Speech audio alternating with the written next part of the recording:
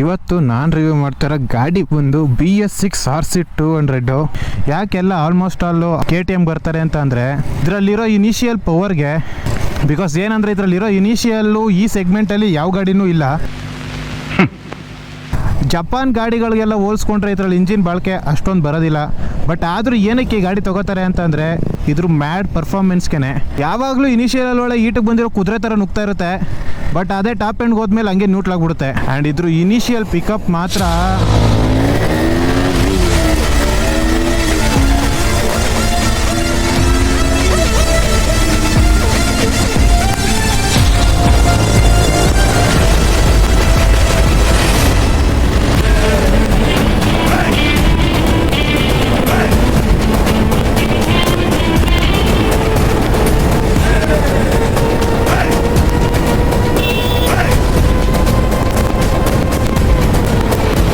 Sudden ಆಗಿ ಬಿಡ್ಬೇಡಿ, ನೆಗೆದು ಬಿದ್ದೋಗ್ತೀರಾ ಬೇಗ ಬೆಳಗ್ಗೆ ಎದ್ದು. 140ನ ಮಾತ್ರ ಇದು ಆರಾಮಾಗಿ ಟಚ್ ಮಾಡಿಬಿಡುತ್ತೆ. 140 ಮೇಲೆ ಸ್ವಲ್ಪ RC ಅಂತ ಅಂದರೆ ರೇಸ್ ಕಾಂಪಿಟೇಷನ್ ಅಂತ ಅರ್ಥ. ಸಿಗಬಾರ್ದೇ ಇರೋರ ಕೈಗೆಲ್ಲ ಸಿಕ್ಕಿ ಗಾಡಿ ಹೆಸರು ಕೆಡ್ಸ್ಕೊಂಡ್ಬಿಟ್ಟೈತೆ. ಬಿಕಾಸ್ ಏನಕ್ಕೆ ಅಂತ ಅಂದರೆ ಬಜಾಜ್ ಅವರು KTM ಹತ್ರ 2007 ಕೈ ಜೋಡಿಸ್ಕೊಂಡು KTMನ ಲಾಂಚ್ ಮಾಡ್ತಾರೆ. ಅದನ್ನ ಇನ್ನೂ ತುಂಬ ದೊಡ್ಡ ವಿಷಯ. ಅವಾಗ ಫಸ್ಟ್ ಸ್ಪೀಡ್ ಇದೆ ಡ್ಯೂಕ್ 200. ಬಟ್ ಸುಮಾರು ದಿನ ಆದಮೇಲೆ ಈ ಬಾಡಿ ಫ್ರೇಮಲ್ಲಿ ಇಂಡಿಯಾಗೆ RC 8 ಅಂತಲೇ ಏನೋ ಒಂದು ಗಾಡಿ ಬಿಡ್ತಾರೆ. 1190cc ಗಾಡಿ. ಅದೊಂಥರ ಸೂಪರ್ ಬೈಕ್ ಲೆವೆಲ್ ಗಾಡಿನೇ. ಅದನ್ನು ಬಿಟ್ಟ ಮೇಲೆ ಏನಾಯ್ತೋ ಏನೋ ಅದನ್ನ ಡಿಸ್ಕಂಟಿನ್ಯೂ ಮಾಡ್ತಾರೆ ಇಂಡಿಯಾದಲ್ಲಿ. ಅದ್ರ ಮೇಲೆ ಅದ್ರ ಇನ್ಸ್ಪಿರೇಷನಲ್ಲಿ ಈ ಲೋ ಸೆಗ್ಮೆಂಟ್ ಗಾಡಿ RC 125, 200, 390 ಅದನ್ನು ಬಿಡ್ತಾರೆ. RCನಲ್ಲಿ ಫಸ್ಟು ಇಂಡಿಯಾದಲ್ಲಿ ಲಾಂಚ್ ಆಗಿದ್ದೆ RC 200. ಏನಂತಂದರೆ ಸ್ಪೋರ್ಟ್ಸ್ ಕ್ಯಾಟಗರಿನಲ್ಲಿ ಜನಗಳ ಕೈಗೆ ಬೇಗ ಎಟ್ಕೋ ಥರ ಗಾಡಿಗಳನ್ನ ಬಿಡ್ತಾರೆ. ಅಂದರೆ ಅಫೋರ್ಡಬಲ್ ಪ್ರೈಸಲ್ಲಿ ಬಿಡ್ತಾರೆ, ಎಲ್ಲೂ ಕ್ರಾಸ್ ಕಟ್ಟಿಂಗ್ ಮಾಡೋಕ್ಕೆ ಹೋಗಲ್ಲ. ಬಟ್ ಇವಾಗ ಬರ್ತಿರೋ RC 390 ಎಲ್ಲ ತುಂಬ ಕ್ರಾಸ್ ಕಟ್ಟಿಂಗ್ಗಳಾಗ್ಬಿಟ್ಟೈತೆ. ಬಟ್ ಅವಾಗ ಫಸ್ಟ್ ಜನ್ ಏನಿತ್ತು ಅದರಲ್ಲಿ ಏನು ಕ್ರಾಸ್ ಕಟ್ಟಿಂಗ್ ಇರ್ತಿರಲಿಲ್ಲ.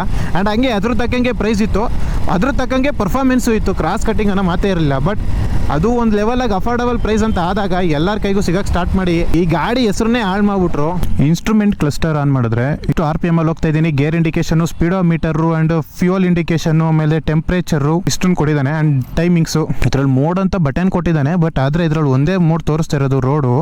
ಅದು ಬಿಟ್ರೆ ಟ್ರಿಪ್ 1, ಟ್ರಿಪ್ 2, ಲೋ ಫ್ಯೂಯಲು, ಸರ್ವಿಸ್ದು ಇಷ್ಟೊಂದು ತೋರಿಸ್ತಾ ಇದ್ದಾನೆ ಅಷ್ಟೇ. ಇಂಜಿನ್ ಬಂದು 200cc ಲಿಕ್ವಿಡ್ ಕೂಲ್ಡ್ ಇಂಜಿನ್ ಕೊಟ್ಟಿದ್ದಾನೆ. ಈ ಇಂಜಿನ್ನು 25 HP ಮತ್ತು 19 Nm ಟಾರ್ಕ್ನ ಪ್ರೊಡ್ಯೂಸ್ ಮಾಡುತ್ತೆ. ಇದೇ ಲಾಸ್ಟ್ ಜನ್ರೇಷನ್ನು ಈ ಥರ ಬಾಡಿ ಫ್ರೇಮ್ ಇರೋವಂಥದ್ದು. RC ಅಂತ ಬಂದರೆ ಫಸ್ಟು ಅಟ್ರ್ಯಾಕ್ಟ್ ಆಗೋದೆ front look. But BS6 last generation ಈ ಥರ ಫ್ರಂಟ್ ಲುಕ್ ಇರೋದು. ಬಟ್ BS7 ಬಂದಮೇಲೆ ಸ್ವಲ್ಪ ಅದನ್ನ ಯುವದೋಪು ಮಾಡಿಬಿಟ್ಟಿದ್ದಾನೆ. ಸೀಟ್ ಹೈಟ್ ಬಂದು 820 mm, ಗ್ರೌಂಡ್ ಕ್ಲಿಯರೆನ್ಸ್ ಬಂದು ಅರೌಂಡ್ ಒಂದು 168 mm ಕೊಟ್ಟಿದ್ದಾನೆ ಗ್ರೌಂಡ್ ಕ್ಲಿಯರೆನ್ಸು. ಸೊ ನಾರ್ಮಲ್ ಆಗಿ ಸ್ಪೋರ್ಟ್ಸ್ ಗಾಡಿ ಯಾವುದೇ ಅಂತ ಇದ್ರೂ ಗ್ರೌಂಡ್ ಕ್ಲಿಯರೆನ್ಸ್ ಕಮ್ಮಿನೇ ಇರುತ್ತೆ. ಬಟ್ ಇದರಲ್ಲಿ ಅವಾಗಲೇ ಹೇಳ್ದಂಗೆ ಇದರಲ್ಲಿ ಇಂಜಿನ್ನು ಅಷ್ಟೊಂದು ಬಾಳಿಕೆ ಬರಲ್ಲ. ಮ್ಯಾಕ್ಸ್ ಟು ಮ್ಯಾಕ್ಸ್ 5-6 ಇಯರ್ಸ್ ಅಷ್ಟೇ. ಏನಕ್ಕೆ ಅಂತಂದರೆ ಇದರಲ್ಲಿ ಸಿಂಗಲ್ ಸಿಲಿಂಡರ್ ಕೊಟ್ಬಿಟ್ಟು ಹೈ ಕಂಪ್ರೆಷನ್ ರೇಷಿಯೋನ, 2 ಸಿಲಿಂಡರ್ ಕೊಡಬೇಕಾಗಿರೋ ಕಂಪ್ರೆಷನ್ ರೇಷಿಯೋನ ಒಂದೇ ಸಿಲಿಂಡರ್ ಗಾಡಿಗೆ ಕೊಟ್ಬಿಟ್ಟು ಅಷ್ಟು ಮ್ಯಾಡ್ ಪರ್ಫಾರ್ಮೆನ್ಸ್ ಇದೊಂದಕ್ಕೆ ತುಂಬಿಸಿ ಕೊಟ್ಬಿಟ್ಟಿರೋದ್ರಿಂದ ಇದು ಅಷ್ಟೊಂದು ಬರಲ್ಲ ಬಾಳಿಕೆ. ಬಟ್ ಆದರೆ ಯೂಸ್ ಮಾಡೋ ಥರ ಗಾಡಿನ ಓಡಿಸಿ ನೀಟಾಗಿ ಇಟ್ಕೊಂಡು ಒಳ್ಳೆ ಮೇಂಟೆನೆನ್ಸ್ ಮಾಡ್ಕೊಂಡು ಹೋಗ್ತೀನಿ ಅಂತ ಅಂದರೆ ಈಗ ಈ ಗಾಡಿ ಕೊಡುವಷ್ಟು ಖುಷಿ ಈ ಸೆಗ್ಮೆಂಟಲ್ಲಿ ಇನ್ಯಾವ ಗಾಡಿನೂ ಕೊಡೋಕ್ಕಾಗಲ್ಲ. ಚೆನ್ನಾಗಿ ಓಡಿಸ್ಕೊಂಡು ಮೇಂಟೈನ್ ಮಾಡ್ತೀನಿ ಅನ್ನೋರು ತುಂಬ ಕಮ್ಮಿ. ಯಾಕೆ ಅಂತ ಅಂದರೆ ಮುಂದೆಗಡೆ ಬಿರಿಯಾನಿ ಕಬಾಬ್ ಬಿಟ್ಬಿಟ್ಟು ಸುಮ್ಮನೆ ನೋಡ್ಕೊಂಡಿರೋ ತಿನ್ಬೇಡ ಅಂದ್ರೆ ಆಗುತ್ತಾ? ಬಟ್ ಕಂಪ್ನಿ ಕ್ಲೇಮ್ ಮಾಡೋದು 2 years ಅಥವಾ 30,000 kilometers ಒಳಗಡೆ ಏನೇ ಆದರೂ ವಾರಂಟಿ ಅಂತ ತಗೋತಾರೆ. ಬ್ರೇಕಿಂಗಲ್ಲಿ dual channel ABS, Bybre brake ಪ್ಯಾಡ್ಸ್ನ ಯೂಸ್ ಮಾಡಿದ್ದಾನೆ. ಫ್ರಂಟಲ್ಲಿ ಅರೌಂಡ್ ಒಂದು 300 mm ಡಿಸ್ಕ್ ಐತೆ. ರೇರಲ್ಲಿ 230 mm ಡಿಸ್ಕ್ ಬ್ರೇಕ್ ಕೊಟ್ಟಿದ್ದಾನೆ. ಎಕ್ಸಾಸ್ಟ್ ಬಂದು under belly exhaust. Front suspension ಬಂದು WP ಅಪ್ಸೈಡ್ ಡೌನು. ರೇರ್ ಬಂದು WP ಮೋನೋ ಸಸ್ಪೆನ್ಷನ್ ಕೊಟ್ಟಿದ್ದಾನೆ. ಅರೌಂಡ್ ಒಂದು 14 ಲೀಟರ್ ಫ್ಯೂಯಲ್ ಟ್ಯಾಂಕ್ ಇರೋದು. ಇದಕ್ಕೆ 2 ಲೀಟರ್ ರಿಸರ್ವ್ ಅಂತ ಅಂದ್ರೂ 12 ಲೀಟರ್ ಇರುತ್ತೆ. ಫುಲ್ ಟ್ಯಾಂಕ್ ಮಾಡಿಸಿದ್ರೆ ಆ್ಯಂಡ್ ಆವ್ರೇಜ್ ಒಂದು ಚೆಚ್ಚಾಡ್ಕೊಂಡು ಬಡ್ದಾಡಿದ್ರು ಒಂದು 32-33 ಕೊಡುತ್ತೆ ಅಂತ ಅಂದರೆ 450ರಿಂದ 460 ಕಿಲೋಮೀಟರ್ ಹೋಗ್ಬೋದು. ಏನು ರಥ ಮಾಡಿದ್ರು ಸಾಧ್ಯ ಇಲ್ಲ. ಅವ್ರು ಏನಿದ್ರು 25-30 R15 ಹೋಲಿಸ್ಕೊಂಡ್ರೆ ಈ ಗಾಡಿನಲ್ಲಿ ಇನ್ನೂ ಸ್ವಲ್ಪ ಟಕೇನ್ ಆಗಬೇಕು. ಏನಕ್ಕೆ ಅಂತ ಅಂದರೆ ವೀಲ್ ಫ್ರಂಟ್ಗೂ ರೇರ್ಗೂ ವೀಲ್ ಡಿಸ್ಟೆನ್ಸ್ ಏನಿದೆ ಅದು ಅರೌಂಡ್ ಒಂದು 2-3 ಸೆಂಟಿಮೀಟರ್ ಇದಕ್ಕೆ ಜಾಸ್ತಿ ಇದೆ. ಅದರಿಂದ ಸ್ವಲ್ಪ ಟಕೇನ್ ಇನ್ನೂ ಆಗ್ತೀವಿ. ಎರಡು ಪ್ರೊಜೆಕ್ಟರ್ LED ಲೈಟ್ ಐತೆ ಆ್ಯಂಡ್ ಇದು ಡೇ ಟೈಮ್ ರನ್ನಿಂಗ್ ಲ್ಯಾಂಪು, ಅದು ಕೂಡ LED, ಇಂಡಿಕೇಟರ್ ಕೂಡ LED. ಮಿರರಲ್ಲೇ ಇಂಡಿಕೇಟರ್ ಬರುತ್ತೆ, ಬಟ್ ಆದರೆ ಇದಕ್ಕೆ ಮಿರರ್ ತೆಗೆಸ್ಬಿಟ್ಟಿರೋದ್ರಿಂದ ಇಂಡಿಕೇಟರ್ ಇಲ್ಲ ಫ್ರಂಟಲ್ಲಿ. ಫ್ರಂಟ್ ಬಂದು 110 ಸೆಕ್ಷನ್ ಟೈರ್ ಕೊಟ್ಟಿದ್ದಾನೆ ಆ್ಯಂಡ್ ರೇರಲ್ಲಿ 150 ಸೆಕ್ಷನ್ ಟೈರ್ ಕೊಟ್ಟಿದ್ದಾರೆ. But most of the KTM ಅಲ್ಲಿ ಟೈರ್ ಬಜಾಜ್ ಅಥವಾ ಆಸ್ಟ್ರಿಯನ್ ಕಂಪ್ನಿದಾಗಿರುತ್ತೆ. ಬಟ್ ಇದರಲ್ಲಿ ಓನರ್ ಬಂದು ಮಿಶಲಿನ್ ರೋಡ್ 5 ಟೈರ್ಸ್ ಯೂಸ್ ಮಾಡಿದ್ದಾರೆ. ಸೊ ಅದರಿಂದ ರೋಡ್ ಪ್ರೆಸೆನ್ಸ್ ಆಗಲಿ ಟೈರ್ ಗ್ರಿಪ್ ಆಗಲಿ ಎಲ್ಲೂ ಕೂಡ ಇಂಬ್ಯಾಲೆನ್ಸ್ ಆಗಕ್ಕೆ ಚಾನ್ಸ್ ಇರೋದಿಲ್ಲ. ಮಿಶಲಿನ್ ರೋಡ್ 5 ಈ ಟೈರ್ಸ್ ಏನೈತೆ ಮ್ಯಾಕ್ಸ್ ಟು ಮ್ಯಾಕ್ಸ್ ಅಂದರೆ 3000 to 4000 ಅಷ್ಟೇ ಬರೋದು, ಬೇಗ ಸಮದೋಗ್ಬಿಡುತ್ತೆ.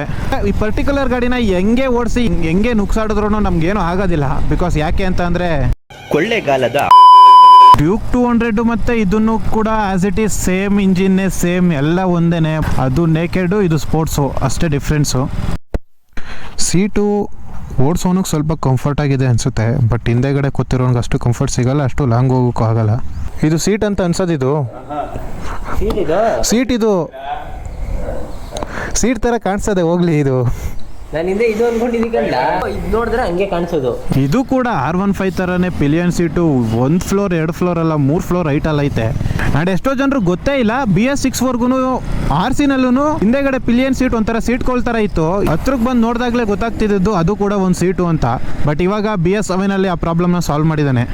ಇದ್ರ sale graph up to corona ಟೈಮ್ವರೆಗೂ ಸೇಲ್ಸ್ ಮಾತ್ರ ಕೆಳಗಡೆ ತಿರುಗು ನೋಡಿರಲಿಲ್ಲ, ಬರೀ ತಲೆ ಎತ್ಕೊಂಡು ಹೋಗ್ತಾ ಇತ್ತು. ಬಟ್ ಆಫ್ಟರ್ ಕೊರೋನಾ ಇದ್ರ ಸೇಲ್ಸು ಫುಲ್ಲು ಡೌನ್ ಆಗ್ತಾ ಬರ್ತೈತೆ ಆ್ಯಂಡ್ ಇವಾಗೂ ಡೌನ್ ಆಗ್ತಾನೆ ಬರ್ತೈತೆ. ರೀಸನ್ ಏನಕ್ಕೆ ಅಂತ ಅಂದರೆ ಇದು ಅಫೋರ್ಡಬಲ್ ಪ್ರೈಸಲ್ಲಿ ಬಿಟ್ಟಿರೋದ್ರಿಂದ ಎಷ್ಟೋ ಜನರಿಗೆ ಇದ್ರ ಪವರ್ನ ಹ್ಯಾಂಡಲ್ ಮಾಡೋದಕ್ಕೆ ಆಗೋದಿಲ್ಲ. ಇಲ್ಲ ಸುಮ್ಮನೆ ಹೋಗೋಗಿ ತಗೊಂಡು ಎಷ್ಟು ಸಿಗೋದ್ ಕಡೆ ಎಲ್ಲ ಇಕ್ತಾ ಇರ್ತಾರೆ. ಎಷ್ಟೋ ಜನ ಇದನ್ನ ಇದಕ್ಕೂ Yamaha R15ಗೂ ಕಂಪೇರ್ ಮಾಡ್ಕೊಂಡಿರ್ತೀರಾ. ಇದನ್ನ ಮಾಡಿರೋ ಪರ್ಪಸ್ಸೇ ಬೇರೆ ಆ್ಯಂಡ್ R15 ಮಾಡಿರೋ ಪರ್ಪಸ್ಸೇ ಬೇರೆ. ಹೇಳ್ಕಳಿ ಅನ್ಎಜುಕೇಟೆಡ್ ಬಡೇತವ. R15 ಬಂದು ಜಪಾನ್ ದೇಶದ್ದು ಆ್ಯಂಡ್ ಇದು ಬಂದು ಆಸ್ಟ್ರಿಯನ್ ಕಂಟ್ರಿದು. ಯಾವುದೇ ಬೈಕ್ ಆದರೂ ಪರವಾಗಿಲ್ಲ, ಅದ್ರ ಕ್ಯಾಟಗರಿನಲ್ಲಿ ಏನು ಬಿಲ್ಡ್ ಆಗಿರುತ್ತೆ ಅದಕ್ಕೆ 100% ಅದು ಕೆಲಸ ಮಾಡ್ತಾ ಇರುತ್ತೆ. ಬಟ್ ನಮ್ಗೆ ಇಷ್ಟ ಆಗಿಲ್ಲ ಅಂತ ನಾವು ಬ್ಲೇಮ್ ಮಾಡ್ಬೇಕಷ್ಟೇ. Beautiful point.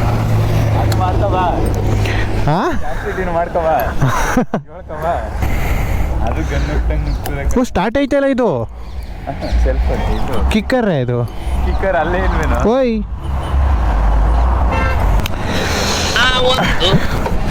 ಅಯ್ಯೋ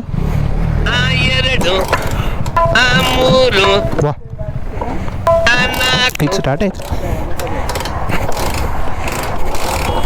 A few minutes later. ನೀನು ಮಾಡೋದಕ್ಕೆ ಸ್ಟಾರ್ಟ್ ಆಗೋಯ್ತು. ಇದ್ರ ಮಧ್ಯೆ ಸ್ಟಾರ್ ಸಿಟಿನ ರಿವ್ಯೂ ಮಾಡ್ತೀನಿ ಅಂತ ಅಂದರೆ ಓಡೋಮೀಟರ್ ಕೊಟ್ಟಿದ್ದಾನೆ, ಓಡಲ್ಲ. ಫ್ಯೂಯಲ್ ಇಂಡಿಕೇಶನ್ ತೋರಿಸೋದು ಕೊಟ್ಟಿದ್ದಾನೆ, ತೋರಿಸಲ್ಲ. ಗಾಡಿ ಬ್ರೇಕ್ ಅಂತ ಕೊಟ್ಟಿದ್ದಾನೆ, ನೀಟಾಗಿ ಹಿಡಿಯಲ್ಲ. ಗೇರ್ ಇಂಡಿಕೇಶನ್ ಒಂದು ನೆಟ್ಟಿಗೆ ತೋರಿಸುತ್ತೆ. ಆ್ಯಕ್ಚುಲಿ ಈಸಿಯಾಗಿ 100cc ಗಾಡಿಗಳೆಲ್ಲ ಬೇಗ ಸಿಕ್ಬಿಡ್ತವೆ ವಿಡಿಯೋ ಮಾಡೋದಕ್ಕೆ. ಬಟ್ ಆದರೆ ಯಾರು ನೋಡೋದಿಲ್ವಲ್ಲ ಅಂದ್ಬಿಟ್ಟು ಒಂದಷ್ಟು ಜನ ತಲೆ ಎತ್ತಿ ತಲೆ ತಿರುಗಿಸಿ ನೋಡುವಂಥ ಗಾಡಿಗಳನ್ನ ಒಂದಷ್ಟು ಜನ ಮಾಡೋಣ.